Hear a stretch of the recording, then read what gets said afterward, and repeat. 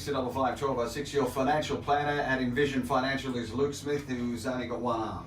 One arm this week, yeah. You keep getting on this bloody bike of yours, and it keeps telling you to get off, and you don't get off, so it throws you off. Yeah, is that right? Big unit versus tree. Tree wins. That's the second time. It is actually the second in 2 months. time. Yeah, pretty much, yeah. So Twit. Get off the definitely bike. confused ambition for ability there. Get back in your alpha and forget about your bike. Oh, please. Now what you got to do is you got to get workers' protection insurance. That's what you got to do. Trust me, I was hoping for a break. Now, look, we're getting to the end of the financial year, Yep. and this is time to get those things which can help you Yep. at the end of the financial year. And I think one of those, we've talked about a lot of them, Yep. putting things into place before the financial year, so Yep. you can claim and whatnot. Yep. Now we're talking about concessional contributions, Yep. and that's because of the 30th of June. Well, yeah, look, I think it's quite important that people get prepared. Leaving this sort of stuff to the last minute can make things very difficult to try and manage. And when you are talking about trying to put money into superannuation to maximise your tax deductions, trying to find 10, 15, 20 grand at short notice can be difficult if you don't have things either already set up, you've already got things in place, or you have facilities provided to you that you could access.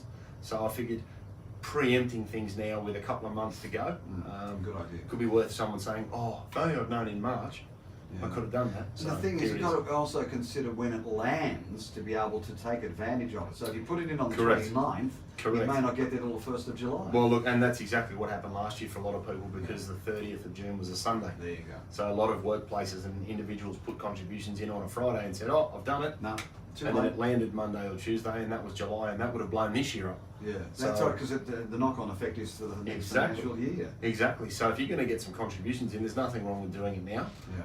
I think it's worth highlighting to people to get prepared. I generally say if you're going to make a personal deductible contribution, you want to hold as much against your house if you have non-deductible debt as possible. So keep putting your money into your offset account, keep building that up and doing those good budgeting things, but then look to try and take advantage of liquid cash early June, because you'll know how much you've had in relation to employer contributions where you get something from your employer.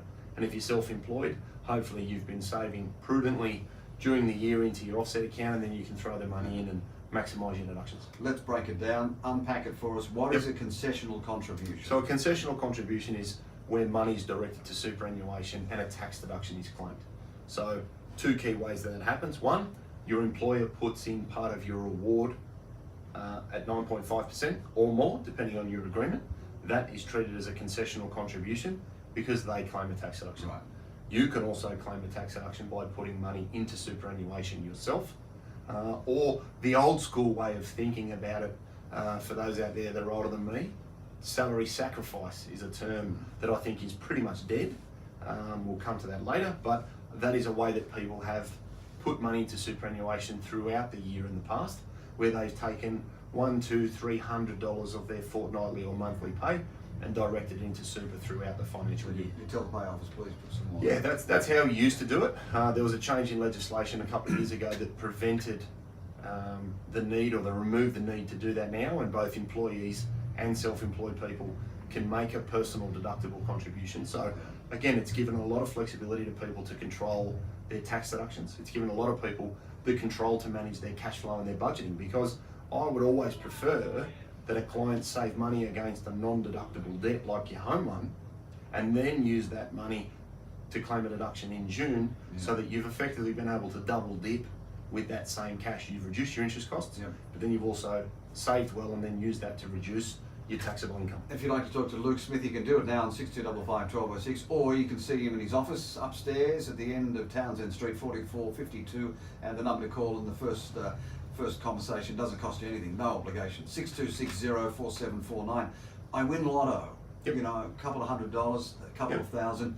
Can I use that as a concessional contribution? Yeah, you can use any money from anywhere can be used. So how do I do it? I end up going down to the newsagent and getting a fistful of money. So what do I do with it then? Right, so what happens is you collect your cash from wherever you want to get it from, you break open a couple of piggy banks, and you direct the money into your super fund. Right. Now, different super funds will have different ways of collecting that.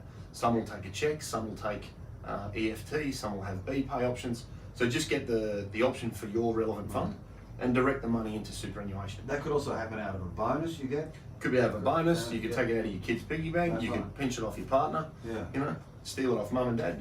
Minimum? No minimum? minimum, but there is a maximum. So the maximum amount of money that can be put into superannuation where a tax deduction is claimed is $25,000 a year. A year. A year. Now you may have put 6,000 or 7,000 thus far, mightn't you? Correct, that's right. Which will then mean you can only put 20 grand or whatever. That's right. Yeah. So it's important that people remember the contributions from your employer count. Oh. Okay, so if you earn salary and your employer puts $10,000 into super for you, you've got $15,000 left over. Mind, haven't you? Yeah, too many people I see go, oh, I'll throw 25 in, and then they've breached the cap, and then there are penalties and things that need to be done to mitigate that issue. That means you've got to know how much you're putting in that financial year. Correct, and that's why doing it in June is very, very good, because you've had 10, 11 months of employer contributions. You've got a greater control and transparency over what you'll receive in the next couple of weeks. Yeah. So doing it in June really limits those sorts of implications where you pull the trigger a little bit early, or you get a bonus payment and they pay super on that and you weren't taking that into account, etc., etc. So that's important. The other thing out there for all the people in defined benefit schemes, don't get caught by forgetting how your PSS, CSS, DFRDB and MSBS contributions count. So the rules changed there a couple of years ago where they changed the notional assessment of the defined benefit scheme members. So check your websites. I know the CSS and PSS, you can actually log in and see concessional cap space. There's actually a great big blue heading on the page, and that'll tell you how much room you have this financial year. So keep that in mind, because again, that's another one that a lot of people slip up with and say, well, I've thrown in 20, oh, but I forgot that, oh yeah, my super contributions, they were worth 10. Oh, now I've done, oh mate. What happens if you recognise that mistake before the end of the financial year? Well, is it too late? Once it's in generally. Yeah. You've got to tell your super fund you're doing it? Yes, you do. So so first we get the money in, make sure you're up to the threshold. The second stage is, if you intend to claim a personal deductible contribution, you need to complete the appropriate paperwork. And there is some forms that all funds will have, and it's your intention, your notice of intent to claim a deduction. It's a specific form that will need to be completed to match up the money you've put in with your intention to treat that as a deductible contribution. A lot of funds by default will not treat it as a deductible contribution unless you tell them. So they just take it? Well, they take it, and that's treated as a non-concessional contribution when no deduction is claimed, and that's a separate threshold to the 25,000. So we need to get the money in the account, check with your funds, see how they do it, check EFT, BPay, then get the intent paperwork, complete it, submit it. And I always say to people, keep a copy, because then your accountant has some proof that you've lodged that money with the super fund, and then the super fund and your personal tax return, the boys at the ATO can compare that up, and it increases the likelihood of you getting Make it. sure you are very definite that it's a concessional contribution. Correct, that's right. So where your employer is putting money in, you don't need to complete the declaration. Where you are putting money in and making a personal contribution from your own cash, then you need to complete the notice of intent. And do it before the 30th of June. Or as do you it said, now. Do it now. well, that's it. If you know what you're working with, great. Self-employed people, toss it in, get it done. But also then think about other strategies that come off the back of that, and we'll touch on those in a sec. All right, why you should do it, the benefits of it, and the pitfalls in these concessional contributions, we will navigate next on 6255 1206. You can talk to Luke Smith, financial planner at Envision Financial. You can ring his office on 62604749, and first visit is free at 4452. It's upstairs in Townsend Street, infill, quarter to 9.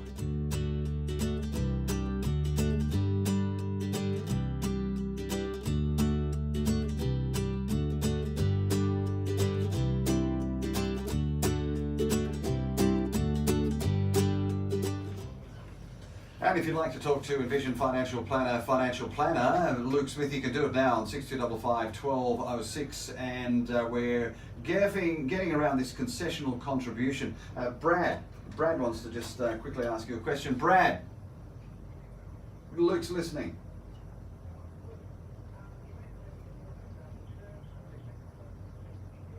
But you're a PSS or CSS member, aren't you? No. Well, yeah, correct. So let me just preface that, Brad. The outcome of salary sacrifice and making a personal deductible contribution achieves the same end result. The reason I say it's dead is I'd rather you have access to your money than lose it every fortnight. So you can still do it. So don't worry about that. It's yeah. Look, that's great. Yeah. So I'd always say to people, I'd look to do things during the year and have access to funds, and then put the money in at the end of the year, rather than you lose a portion of your wages. The same tax outcomes achieved, but you've got greater flexibility by making a personal deductible contribution at the end of the year than you do losing $200, $300, $400 a fortnight or a month in the salary sacrifice strategy. So that's why I make the comment it's effectively dead, because there's a sharper way to get the same outcome. Yeah.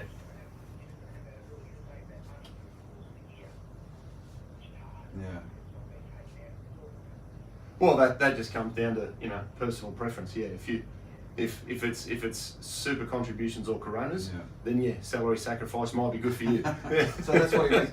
Yeah. So save up during the year rather than having your money ransacked, if you like, by the Good call. Thank you, Brad. If you'd like to give Luke a ring, you can give him a call, 6255 Why would I want to put my money into this concessional contributions? Why? Well, I guess one, it's about trying to mitigate income tax. So any money that goes in reduces your taxable income. So if I earn $100,000 doing my job, and I throw $10,000 in a super, it's $90,000. It's $90,000. But my employer has taxed me as if I'm earning $100,000 all year. So it's a good way to have an increased tax return in some instances. It's also a very good way to try and build wealth, as Brad said. He's been proactive. He's shoving it in before he finishes, which is great, because you should be trying to max out that $25,000 concessional limit. It's also good in relation to thinking about splitting superannuation. So where there's a couple, depending on what the asset position is like, with the introduction of the transfer balance cap, people now need to be doing a little bit more in relation to building their super across two individuals. And also we've spoken on other shows about super splitting. Yes, right. I think is a really underrated one at the moment. You had many, but what? I never heard of this. Yeah, look, that one, and look, I just had a young couple in this week, and he'd married very well, which is what she said, and we all agreed. But it was one of those things that at 30, 35, it's something that you could actually, we were talking about 2 or 3 years there, bringing forward his retirement date, because she was a little bit older. So there's long-term benefit in these things. So if you're maximising the tax deduction in your name, and then you can use something like super splitting and stack that strategy on top of itself, it really starts to have some long-term value. But primarily it's about trying to accumulate assets in a tax-effective environment, because a lot of the time 15% tax rate in accumulated super is generally lower than your marginal tax rate. And you're also getting an income deduction by thinking about later, so that when you retire, Bill can reach in and take a little bit of it back. There you go. And I tell you, and what about these concessional contributions helping stacking strategies? So we talked about stacking strategies. Look, exactly. I think when we start to talk about stacking and looking at how 1, 2, 3, 4 strategies on top of each other can really get you some momentum, think about spouse contributions. Think about super splitting.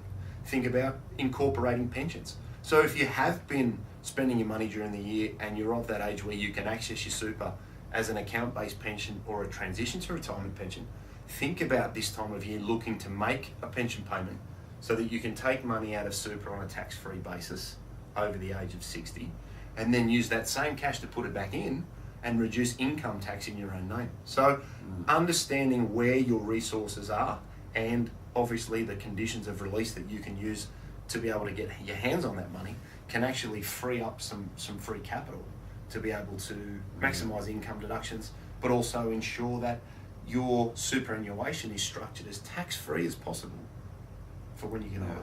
Make sure you do it though before 30 June. Yeah, look, don't leave it as you said earlier, you've hit the nail on the head. It's got to be cleared and in the account for it to occur in this financial year. So put it in on Friday, it won't land until Monday. Don't leave it too late. 1st of July, on Monday you stuffed it. True, and then you've blown up next year. So then you've lost the ability to maximise your deductions for for the next financial year. So you penalise yourself twice. Right, 25,000. That's the max. Yep. But if you're going to do it as your own concessional contribution, keep in mind that the boss is also contributing to you. So whatever you get from your employer counts towards that 25. So check that before you put it in. And if you're a defined benefit member, check the website and see what your cap space is. There is a listing on the website, so you can actually see that. It's there. It's in black and white, and it gives you something to ensure that you don't exceed that cap. Yeah. Is there a way you can do it as a direct debit or something? Generally speaking, the only way to do that is like Brad said, have it salary sacrifice through your employer. Yeah.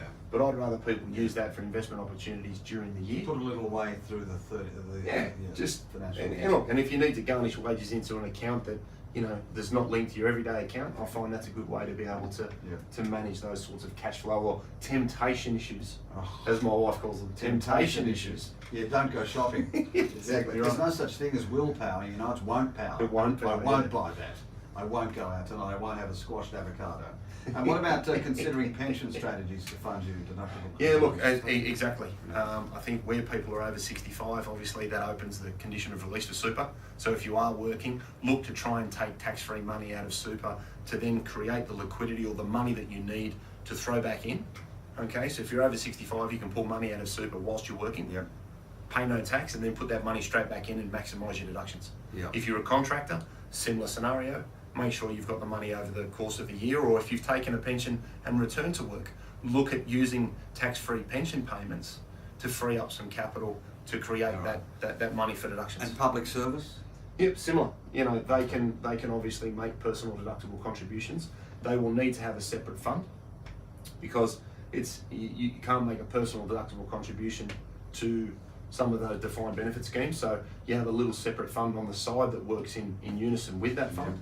But remember, you need to take into account the recorded value of your membership, and that'll be on the website for your respective fund, so you don't go over that $25,000 limit. And if you miss any of this with Luke Smith, the financial planner at Envision Financial, you can do a lot of things to catch up and replay and have a think and stop and start. Yeah, exactly. Look, we've got the shows up on YouTube now, so that's Envision Financial Canberra.